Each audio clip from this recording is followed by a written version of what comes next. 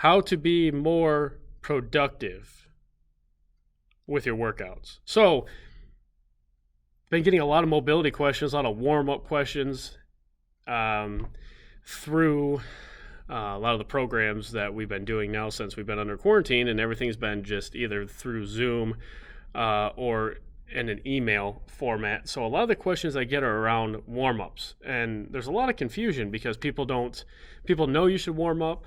And it seems like I've been on a tangent about this lately. I did write an article like a month ago about this, and a lot of my videos have been predicated on mobility, but it's also one of those things that people can add. It takes about 10, 15 minutes, and it can be a game changer in your lifting performance or your athletic performance, depending on what demographic you fit in. The biggest cues that we like to give people is, hey, you come into the gym, say you only got an hour to work out. Suck it up. Give yourself that 10 minutes to do something productive before you lift, okay? If you warm up beforehand, you're going to have a much better, more productive lifting session than if you just hopped in threw 135 on the bar and decided to start gripping and ripping it, okay? Second, know what you're lifting throughout the day. If you got a squat session, warm your hips up, warm the ankles up, warm the back up a little bit. Focus on those mechanics in a dynamic fashion. We'll get to that in a second. Depending on the time you lift, some people have a hard time getting going in the morning, or if they're getting up at 5 or 6, there's a lot of stressors that happen with that. So, you want to get your workout in, you want to get home, you want to get showered, you want to get to work, you want to get in the gym, spend as little time as possible, but still feel productive. Take a step back. Allow yourself that 10 or 15 minutes of warm up, especially those early morning people. You want to, me personally, I'm 31 years old, I'm getting older. It's going to take me a little bit longer to warm up myself. So let's go into our bullet points here. So this is how we do warm ups in a general sense. So you can go on to the YouTube channel and see some of the stuff that we do at the gym. It's pretty boilerplate. I mean, there's a million other strength coaches doing the same stuff I do, but first, we always start with some soft tissue stuff. So foam rolling, major muscle groups. Now, foam rolling does not cure your cancer.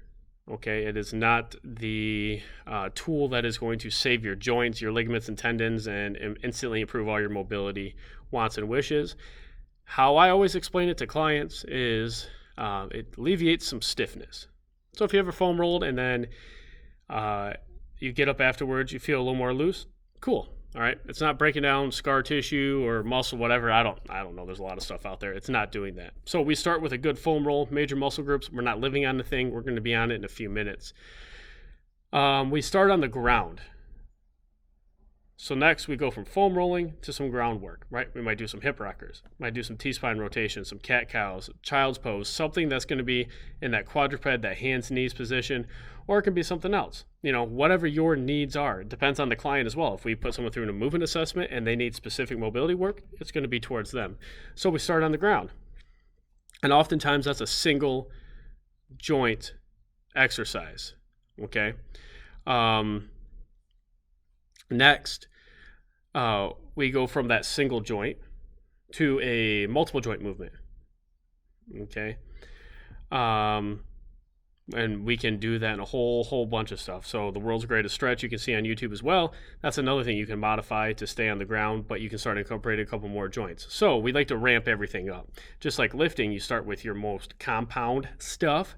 So you start with a squat, clean and jerk, snatch most times, then you work your way down. You don't hammer out all your accessory work and then try to, throw a heavy single snatch over your head. Doesn't make sense.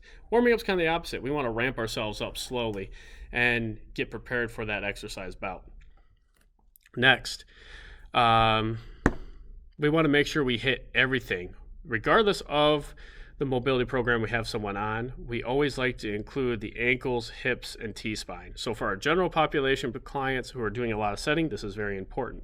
And a lot of people have stiff or lack mobility in their ankles when they're squatting. So this is a great way to get some mobility work in if we include it in their warm-up, and we can include the same thing in their cool-down too. And you can even include it in the workout session as well. So we'd like to include those three things. Probably should put that in the beginning of this, but that's okay. So hips, upper backs, or a T-spine. and then your ankles as well. And then we'd like to get moving more. So this is called, at the gym, we call this our movement prep. Okay. If we're getting into a deadlift session, we're going to get them up on their feet and we're going to start going through the mechanics of the deadlift in a lighter fashion. We don't just throw 135 on the bar. We're going to open up the hips a little bit. We're going to get them stepping, lunging, something. This has for two reasons. One being it's going to prepare you obviously for the lift that you're about to engage in. And two, we want to get your heart rate up, right? The whole point of a warm up is to warm up. What we don't like to see is people yanking on their limbs constantly. That's cold. It's cold stretching. It doesn't really do anything, and the science says it doesn't really stay with us that long anyways. So we like to promote mobility. Mobility to us here at the gym and to a lot of other people is promoting good posture. When I warm up a group, athletes, general population clients, whatever my personal training, I want them to be sweating a little bit. We're not going to beat the tar out of them, right?